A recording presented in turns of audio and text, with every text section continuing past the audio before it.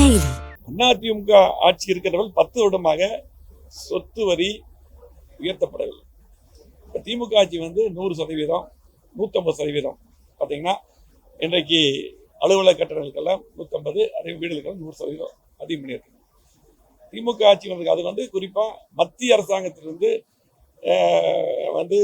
வலியுறுத்தல் வந்தது 15th finance commission அந்த நிதிக்காக. நாங்கள் இருக்கும்போது 14th finance commission, 15th finance commission எல்லா நிதியும் நாங்கள் நேரடியாக போய் பேசி அதை பெற்று வந்திருக்கிறோம். இதுக்கு அது சம்மந்தம் இல்லை. மத்திய அரசு சொல்றது பூரா நம்ம ஏற்றுக்கணுங்கிறது கிடையாது.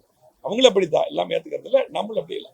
அந்த நேரத்துலையும் கூட அதிகாரிகள்லாம் கூட்டம் நடந்தது. அப்பொழுது முதலமைச்சராக இப்போ இருக்கிற எதிர்க்கட்சி தலைவர் எடப்பாடி அவர்கள் இருந்தாங்க.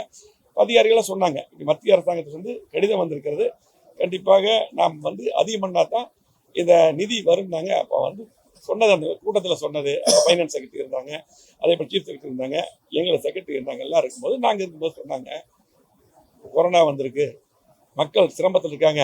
கொரோனா இருக்கும்போது அரசாங்கத்துக்கு வருமானம் குறைவாக தான் இருக்குது, அந்த சூழ்நிலை எனக்கு தெரியும். இருந்தாலும் கூட மக்கள் மேல் இந்த வரியை ஏற்றக்கூடாது என்று ஏற்றவே கிடையாது.